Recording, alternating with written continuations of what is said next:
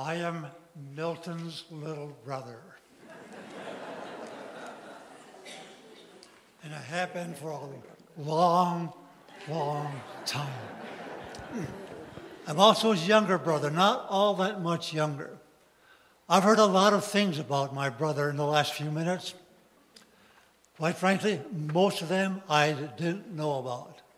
I've read the obituary, and I was almost astounded at all the things this man has done. I didn't know all that. I didn't know that.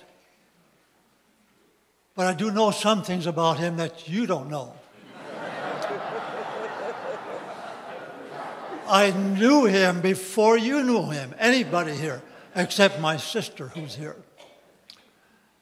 Now, he didn't just happen to be what you all made him out to be. That all started back in the deep Depression years of the 1930s.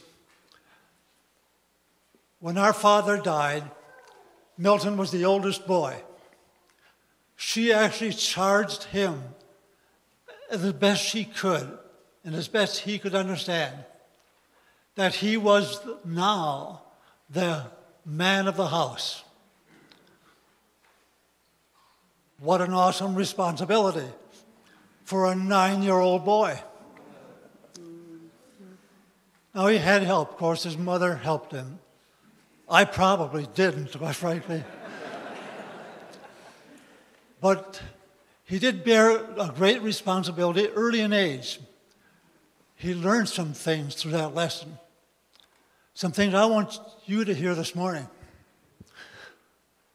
Remember, those were the good old days. They were.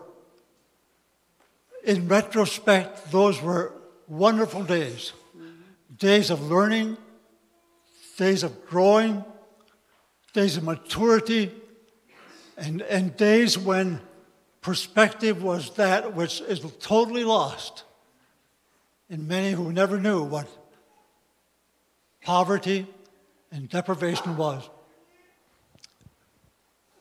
In those early days, we lived close to Lake Wausau and the Wisconsin River. Food was hard to come by. My mother and her 5 little kids, she had moved out of the house where they had lived into a little structure, 24 by 24, outside measurements, unimproved at that time, not much more than a shack. Covered with tar paper, not insulated. Winter winds came through the cracks around the windows and brought snow with it. Up in the attic, I remember well. They were difficult days. Part of our food supply came from that lake and that river I mentioned. Milton became a very efficient fisherman. I think he learned how to think like fish think. He knew how to catch them. He knew how to clean them, fillet them, and Mother could fry them. And it was a very important part of our life. Down along the riverbank, it wasn't only fishing. We had a little house that had to be kept warm. And at that time, the Wisconsin River was a channel through which many things were discarded upstream and downstream. And upstream, many things were thrown into the river, ultimately found their way down to the shore near where we lived. And Milton, Clyde, and I, sometimes my mother, sometimes the littlest one, we'd go down to the lake shore, the river, and find driftwood to bring it home, to dry it out, to cut it, to saw it, to chop it, to pile it. When we found a log of substantial dimensions, say like 6 feet long, maybe 8 or 10 inches thick, what a treasure we'd have. And we found some of those difficult, heavy pieces of driftwood. Milton was the improviser. He could devise any method which would make the task efficient and easier. Whether it rolls or whether it dragged or whether we carried it, we got it home. We survived. Thanks a lot to Milton's leadership, and his ingenuity, able to conceive a way to overcome a difficult situation. Well, we pulled a lot of wood out of that lake, brought it home, and sawed it. Now, Milton was not perfect. I want you to know that. If you were ever on the opposite end of a cross-cut saw on the log, you'd know that you'd met your match and more. And there his little brother was pretty much along for the ride while Milton did all the work. A lesson he learned and probably used in later life. Well, we dragged a lot of wood home. Ultimately, Milton obtained a bicycle. What a rare commodity that was in these poor families.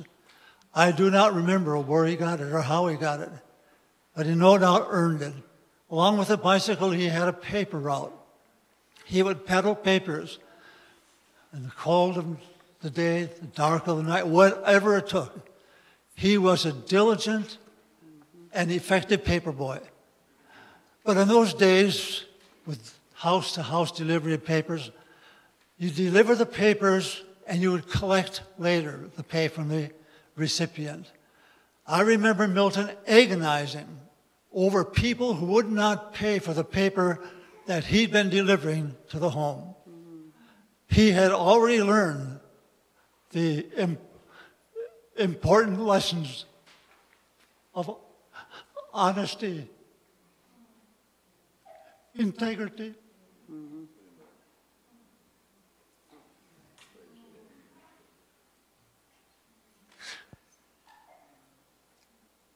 Oh, pardon me. No, don't pardon me. This is natural. Yes. So Milton was a diligent worker, disciplined, helping his mother, helping his siblings. He was a young man of honor and integrity. Well, Milton, of course, found friends. He used to go to the Christian Assembly Church, and he found great friends there. I don't remember the names of them. One was Arnold Wausau. I don't know, is Arnold here today or is Arnold living? I don't know. John Tritine, and I can't remember the other names, but they became good friends. Milton was learning the importance of friendships. Now, this crowd is a testimony to that fact. He knew how to develop a friendship, not for convenience sake, but for the sake of helping and sharing and being a real friend who was there when needed.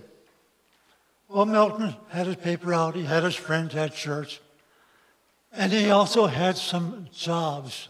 He was employed with whatever he could do, along with the rest of us, to earn a little money, as my mother used to say, to keep body and soul together.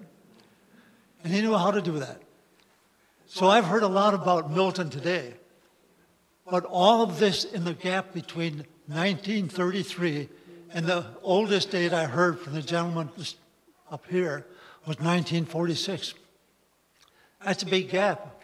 You didn't know Milton, but Milton was being developed, matured, and growing into the man that he came to be and that you love and adore. Thank you.